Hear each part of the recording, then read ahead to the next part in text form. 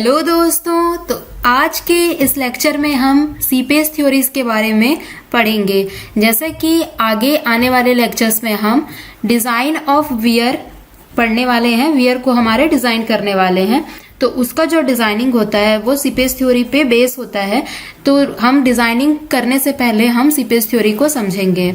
इस लेक्चर के लिए मैंने एस.के. गर्ग की बुक को यूज में लिया है।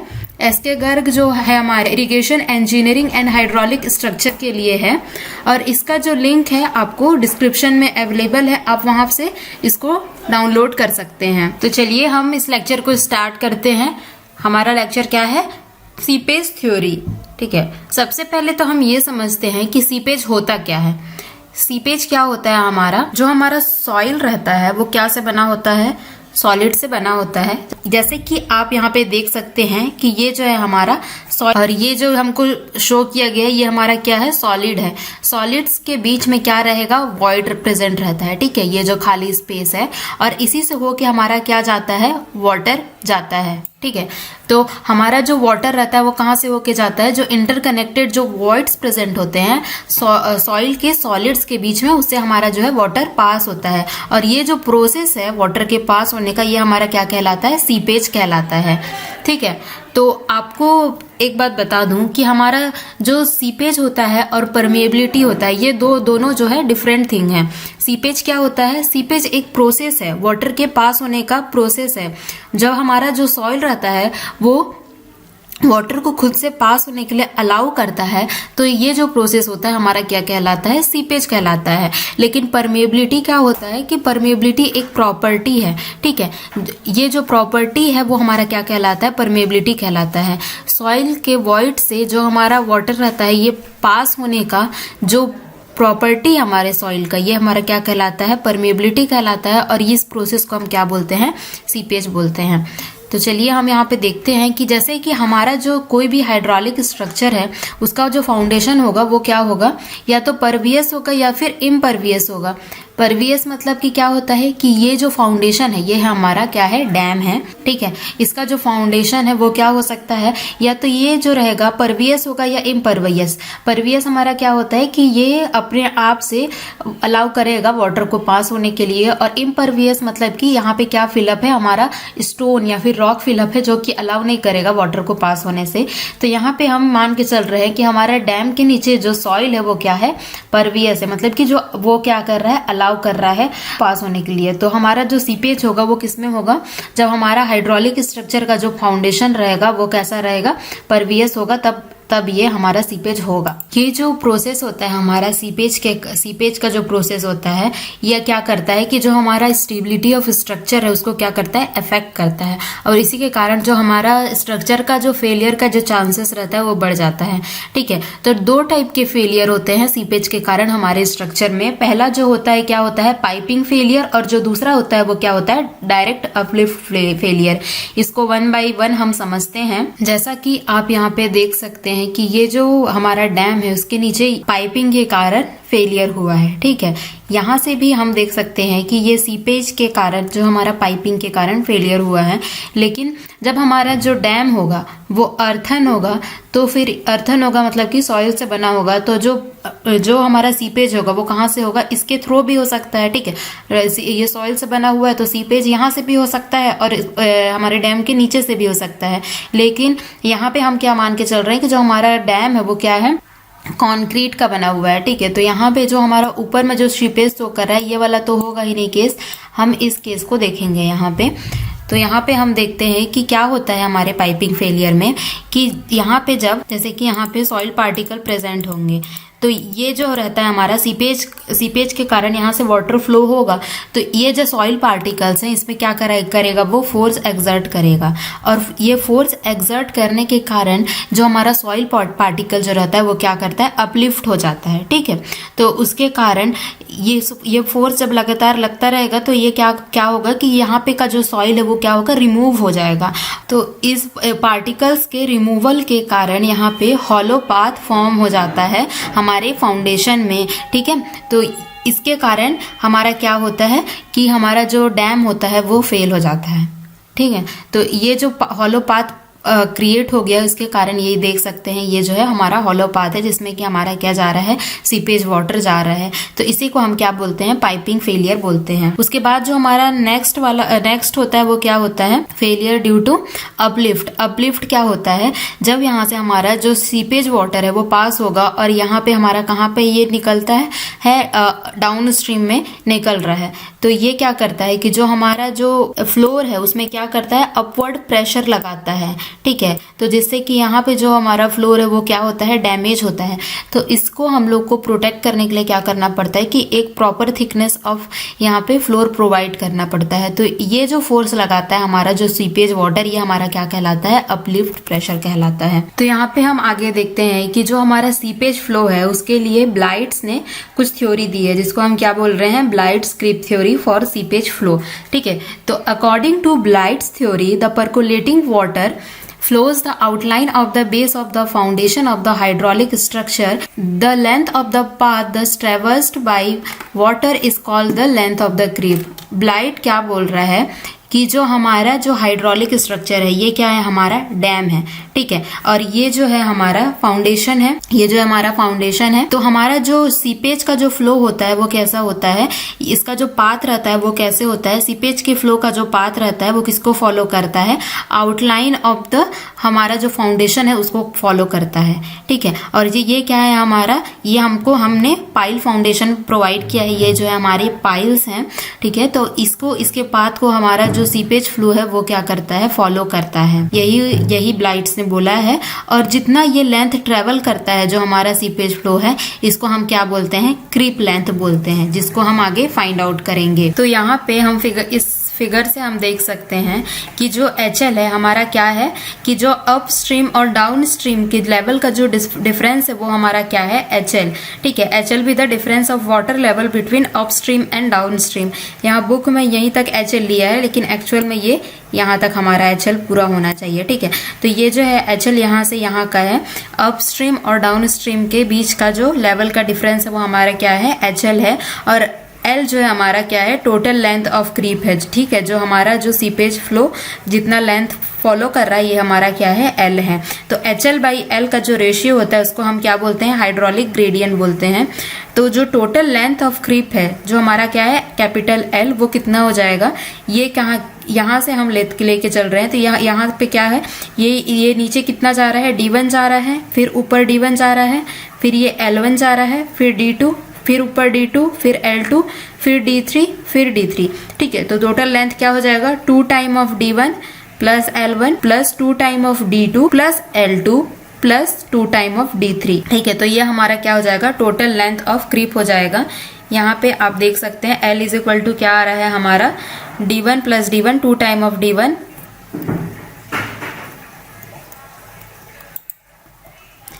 ये यहाँ भी हमने वही लिखा है, 2 time of D1 plus L1, 2 time of D2 plus L2 plus 2 time of D3। तो यहाँ पे भी हमने वही लिखा है, L1 प्लस L2 हमारा क्या हो जाएगा, B हो जाएगा, और ये हमारा क्या हो जाएगा, 2 time of D1 plus D2 plus D3। तो हमारा जो हेड लॉस हो जाएगा वो HL/L है, तो हमारा L हम यहाँ पे पुट कर देंगे, तो यहाँ पे हमको मिल जाएगा जो हमारा हाइड्रोलिक ग्रेडियंट का वैल्यू होगा इस केस में वो। अब यहाँ पे हमको हाइड्रोलिक ग्रेडियंट लाइन बनाना है, ठीक है। तो हम इसमें क्या करते हैं कि जो लॉसेस हो रहे हैं उसको कंसिडर करते हैं।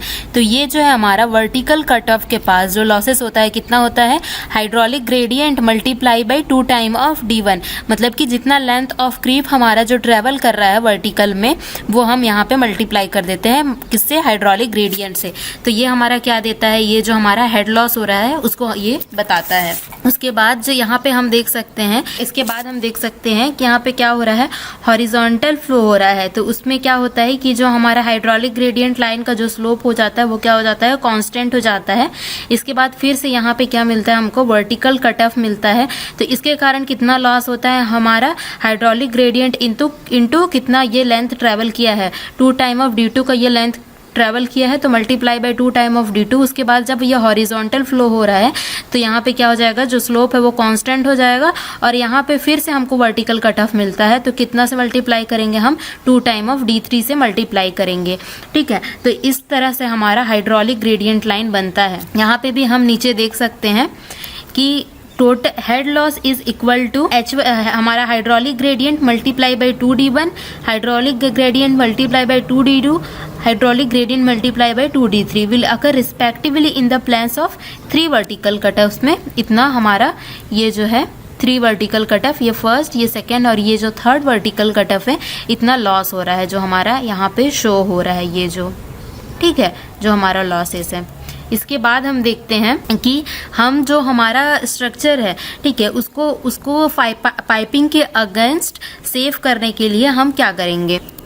तो यहाँ पे ब्लाइट्स के अकॉर्डिंग क्या है कि the safety against the piping can be insured by providing a sufficient creep length given by L is equal to CHL। मतलब कि ब्लाइट्स बोल रहा है कि हमको अगर हम इतना लेंथ ऑफ क्रीप प्रोवाइड करेंगे तो जो हमारा स्ट्रक्चर है वो पाइपिंग के अगेंस्ट सेफ हो जाएगा, ठीक है। तो हमको इतना लेंथ ऑफ क्रीप हमको प्रोवाइड करना पड़ेगा अपने फाउंडेशन के नीचे।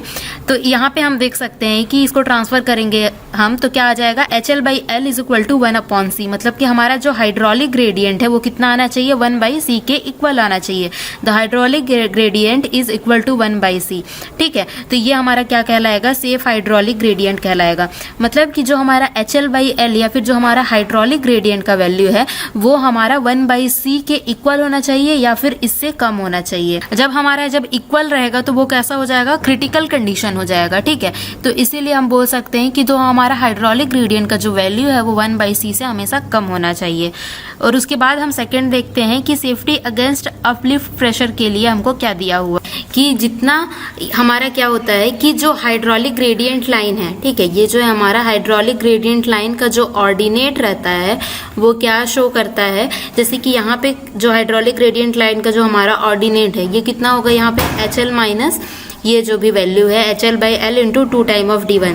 तो जो भी यहाँ पे ऑर्डिनेट आएगा या फिर हाइट जो भी आएगा, y एक्सिस का जो भी वैल्यू आएगा वो क्या शो करेगा कि इसके नीचे इतना ही हेड का हमारा क्या लगेगा, अपलिफ्ट प्रेशर लगेगा, ठीक है। तो ये जो हाइट रहता है हमको ये शो करता है कि इतने ही हेड का हमारा क्या लगेगा, वाटर के द्वारा अपलिफ्ट प्रेशर लगेगा, ठीक है। तो इसको बैलेंस करने के लिए हमको क्या करना पड़ता है कि एक सफिशिएंट थिकनेस ऑफ फ्लोर यहाँ पे प्रोवाइड करना पड़ता है। तो यहाँ पे हम जनरलाइज वे में लेके चल रहे हैं कि जो हमारा हाइट ऑफ ऑर्डिनेट है वो कितना है, H' है। यहाँ पे आप और अच्छे से देख सकते हैं। तो यहाँ पे देख सकते हैं कि जो हमारा अपलिफ्ट प्रेशर है उसको रजिस्ट करने के लिए हमारा जो थिकनेस का कितना रिक्वायरमेंट होता है, H' minus T upon G-1 thickness का रिक्वायरमेंट होता है। ये H' क्या है, हम यहाँ पे जनरलाइज वे में लेके चल रहे थे कि जो हमारा हाइड्रोलिक ग्रेडियंट लाइन है उसमें हमने एक पॉइंट लिया था जिसका कि जो हाइट था हमारे कहाँ से, बॉटम ऑफ जो हमारा फ्लोर है, ठीक है, ये जो है हमारा क्या है, फ्लोर है जिसका थिकनेस T है। तो बॉटम ऑफ फ्लोर से ये हाइड्रोलिक ग्रेडियंट लाइन के इस पॉइंट का जो हाइट है वो कितना है, हमने H' लिया है, ठीक है। और H' माइनस T मतलब क्या हो जाएगा, ये इतना जो हमारे फ्लोर के टॉप से जो हाइट होगा हाइड्रोलिक ग्रेडियंट लाइन के इस पॉइंट का, तो ये हमारा क्या हो जाएगा, H' माइनस T होगा, जिसको हमने बाद में H ले लिया है।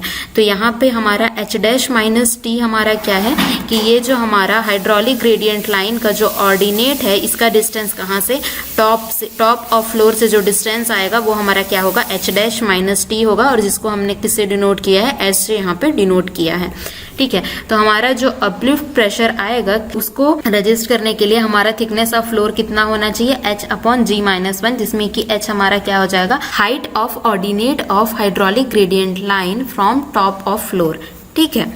और उसके बाद जब हम यहाँ पे फैक्टर ऑफ सेफ्टी कितना लगाते हैं, 33% का लगाते हैं। मतलब कि यहाँ से जो भी थिकनेस आएगा हमारा उसको कितने से हम मल्टीप्लाई करेंगे, हमारा 1.33 से मल्टीप्लाई करेंगे। This is generally increase by 33% so as to allow suitable factor of safety. मतलब कि 1.33 से हम मल्टीप्लाई करेंगे यहाँ पे।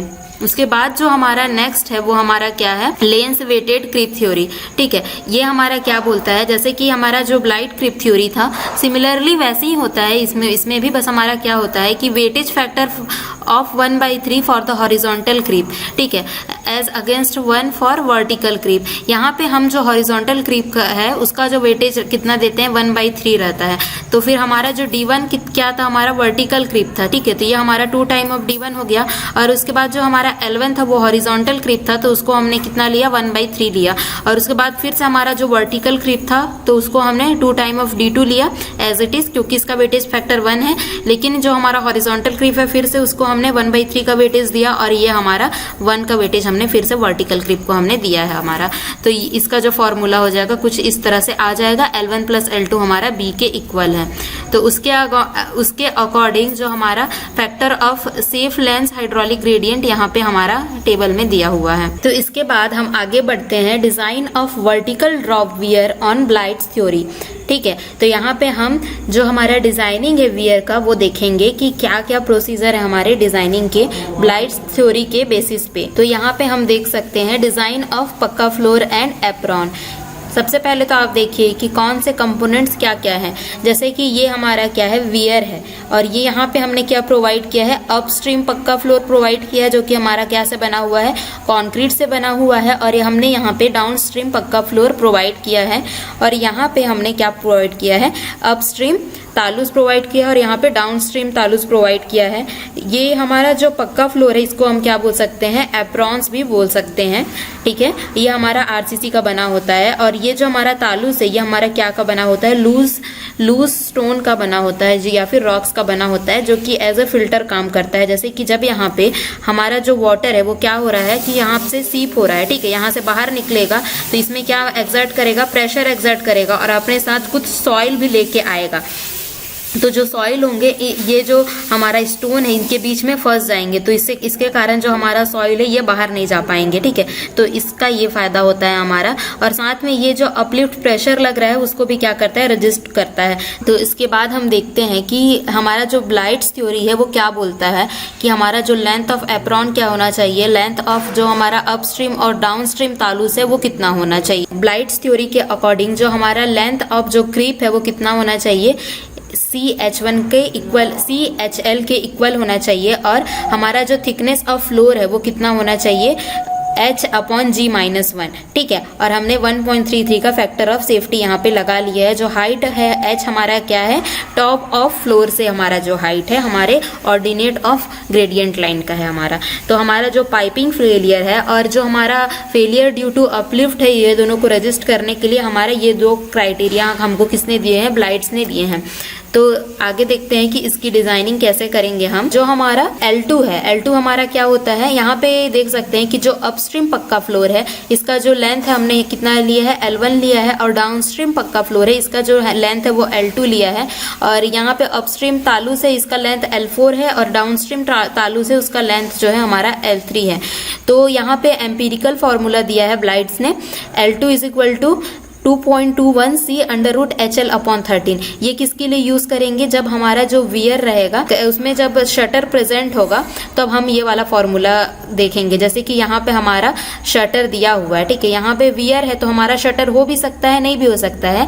अगर शटर होगा भी फिर भी हमारा जो मैक्सिमम पॉन्डेज है वो किसके कारण होगा, हमारे रेस्ट क्रेस्ट के कारण होगा, जैसे कि हमने पिछले लेक्चर में देखा था। L2 हमारा क्या है, जो हमारा डाउनस्ट्रीम पक्का फ्लोर है उसका जो लेंथ होगा वो कितना होगा, इतना होता है। और हमारा जब हमारा जो वियर है उसके पास नो क्रैश शटर है, मतलब कि जब कोई भी शटर नहीं है हमारे वियर में तो हमारे डाउनस्ट्रीम पक्का फ्लोर का जो लेंथ होता है हमारा इतना होता है। HL यहाँ पे क्या है, हेड लॉस है, ठीक है, अपस्ट्रीम और डाउनस्ट्रीम के बीच का जो हेड का जो डिफरेंस है वो हमारा HL है। और ये जो C है हमारा क्या है, ब्लाइट्स क्रीप कॉफिशिएंट है, जो कि हमको क्वेश्चन में गिवन रहेगा। L2 क्या है, लेंथ ऑफ डाउनस्ट्रीम पक्का फ्लोर। और L2 प्लस L3 हमारा क्या होता है, इसके लिए भी एक एम्पिरिकल फॉर्मूला है। ये किसके लिए है, क्रेस्ट शटर के लिए है, जब हमारा शटर प्रोवाइडेड होगा। और जब हमारा क्रेस्ट शटर नहीं प्रोवाइड होगा तब इसके लिए ये फॉर्मूला है, ठीक है। तो और L2 भी निकल जाएगा, तो फिर हम यहाँ से क्या निकाल लेंगे, L3 निकाल लेंगे, जो कि हमारा क्या हो जाएगा, डाउनस्ट्रीम तालुस का जो लेंथ होगा वो हमारा आ जाएगा, ठीक है। और यहाँ पे आप देख सकते हैं कि हम यहाँ पे अपस्ट्रीम पक्का फ्लोर तो प्रोवाइड कर रहे हैं, लेकिन यहाँ पे अपस्ट्रीम तालुस और डाउनस्ट्रीम तालुस क्यों प्रोवाइड कर रहे हैं। अपस्ट्रीम तालुस तो हम यहाँ पे स्कोरिंग से भी ये हमारा हेल्प करता है, ठीक है। स्कोरिंग के लिए, स्कोरिंग से प्रिवेंट करने के लिए हम यहाँ पे अपस्ट्रीम तालुस प्रोवाइड कर रहे हैं। डाउनस्ट्रीम तालुस के बारे में मैंने आपको बताया है पहले भी, और साथ में इसका ये भी यूज है कि यहाँ पे देखते हैं कि यहाँ पे हाइट बहुत ज्यादा है, तो वाटर जब यहाँ से फॉल करेगा तो यहाँ पे कि उसकी जो एनर्जी रहेगी बहुत ज़्यादा होगी, तो उस एनर्जी को क्या करना है, हमको डेसिपिएट करना है। तो इसीलिए हम यहाँ पे क्या यूज़ कर रहे हैं, डाउनस्ट्रीम तालुस यूज कर रहे हैं, ठीक है। एनर्जी को डेसिपिएट करने के लिए और स्कोरिंग को हमारा कम करने के लिए, मिनिमाइज करने के लिए हम क्या यूज कर रहे हैं, यहाँ पे डाउनस्ट्रीम तालुस का यूज कर रहे हैं। सिमिलरली जब हमारा जो वियर रहेगा वो क्या रहेगा, अंडर स्लुइस रहेगा, तो हमारा जो L2 रहेगा ये होता है, ठीक है। L2 के लिए हमारा ये फॉर्मूला होता है, और विथ क्रस्ट है, विथ क्रस्ट शटर और विदाउट क्रस्ट शटर, और यहाँ L2 प्लस L3 ये हो जाएगा, और यहाँ इसमें L2 प्लस L3 ये हो जाएगा। ये नो क्रस्ट शटर के लिए हमारा L3 क्या है, length of downstream loose stone talus है हमारा, और हमारा जो L4 है वो क्या होगा, लेंथ ऑफ अपस्ट्रीम तालुस होता है। तो अपस्ट्रीम जो तालुस का जो लेंथ होता है वो क्या होता है, L3/2 के हमारा इक्वल होता है। तो L1 L2 निकाल लेंगे सबसे पहले हम, फिर L2 प्लस L3 निकालेंगे, उससे हम L3 निकालेंगे, और L3 निकल गया तो हम उससे क्या निकाल लेंगे, L4 निकाल लेंगे।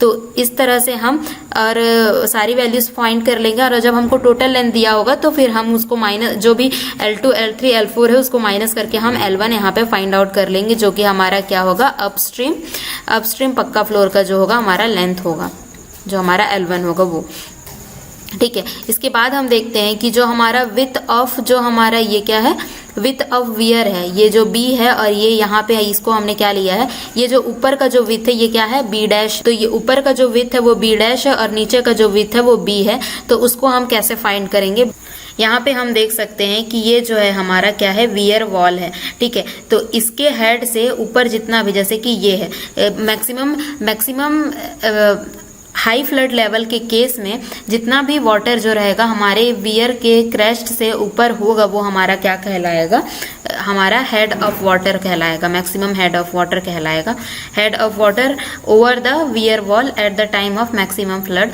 जैसे कि हम यहाँ पे देख सकते हैं कि ये हमारा क्या है, ये हमारा वियर वॉल है। तो इससे एक्स्ट्रा जितना भी हाइट में जो हमारा हेड ऑफ वाटर अवेलेबल है वो हमारा क्या कहलाएगा, H कहलाएगा। ये किस केस में होगा, जब हमारे मैक्सिमम फ्लड होगा उस केस में हमारा आएगा।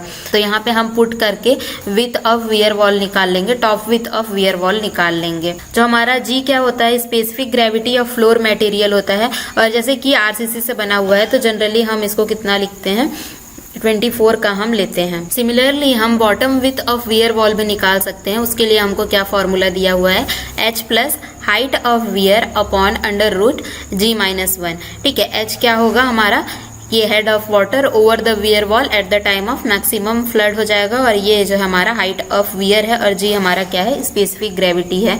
तो इस तरह से हम जो हमारा हाइट ऑफ, इस तरह से हम जो हमारा width top width of weir wall और bottom width of weir wall हम फाइंड आउट करेंगे, ठीक है।